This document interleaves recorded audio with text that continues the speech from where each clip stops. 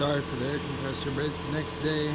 We're gonna air compression test the back two cylinders, check to see if they got water, and then go from there.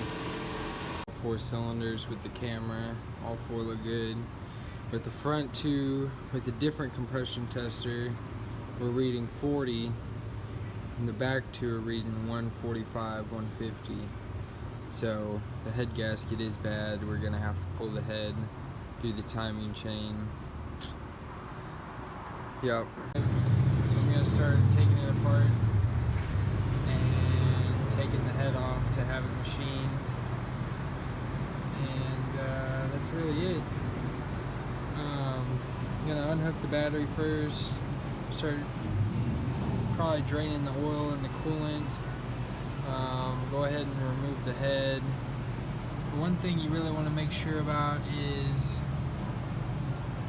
your wiring diagram for your ignition. You always want to make a diagram of that, and then you want to either make a diagram or take a good video of all of the vacuum lines, just so you kind of have an idea. So worst case, I could always look back at this video if I was curious where something went.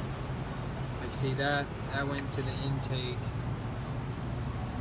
On these old cars, there's not a ton of vacuum lines, but you can already see there's quite a few in here. Oh, and you also want to make a belt diagram. Make sure your belt goes on the same. If you replace belts, you want to match them up before you start. So most of these are all going to the carburetor. Where's this one go? Oh, this one's draping around over there. I think that's really about it. So I'll set this up and probably get a time-lapse video going.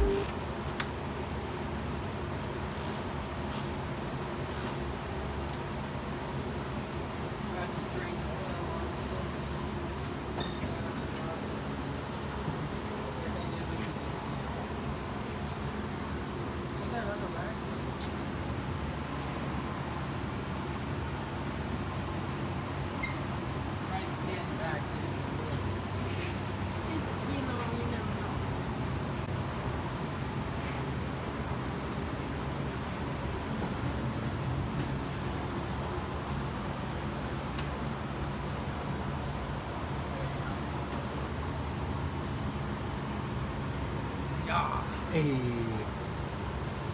Kind of black. Yeah. Been a minute. Definitely has. It's okay.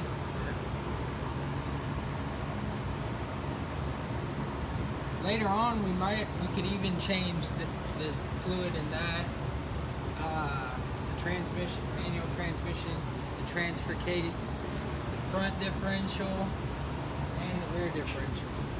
That probably wouldn't be a bad idea. No. Who knows if it's ever been changed. Right. This is the advantage of having an older car. So we're doing this oil change, and look at this side valve. You can get right through it to the oil filter, whereas like a Dodge Charger,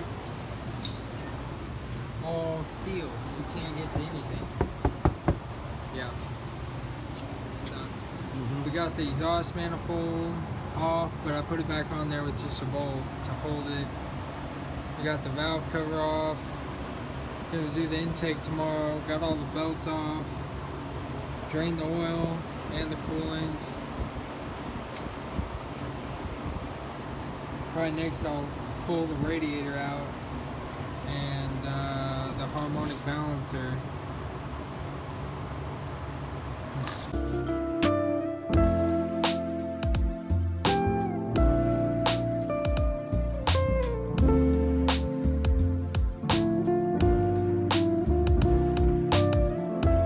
Braden went to Colorado to go hike a mountain.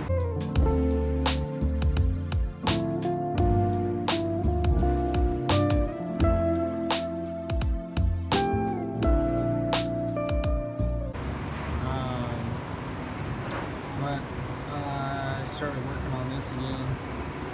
Got the radiator out, the shroud off, coolant fan out. Got the power steering and the brackets off. Got the alternator and the brackets off. Got the intake manifold off with the carburetor. You can see that. Radiator. Looks like a mess, but starting to get there. So up next I'm going to pull the head and see if I can have it machined. Look in the cylinder wells. I also got to pull the harmonic balancer off. I believe the water pump, and maybe like this whole front plate has to come off, but I'm not really quite sure. So I'm still not sure about the about doing the timing chain, because I'd have to pull a water pump, this whole front cover, and the bottom housing, which is part of the oil pan, and I'm not sure if that'll seal back up. So this has been changed not very long ago. The guides look good, the chain looks new. It's the double chain instead of the single, and so I'm just gonna try to leave that for now. We got the head off. Head gasket was blown right here between the cylinder 1 and cylinder 2. That's why these were 40 psi and these were 140. So I took the cam out and I took the valve adjustment off. Now I would probably use something better than zip ties to hold them together, because these are spring loaded and so they'll come apart. But you want to label which side's the front, and then keep tension on them on a flat surface. So then I got the head over here. I got all the studs out, all the spark plugs out, cleaned all the oil,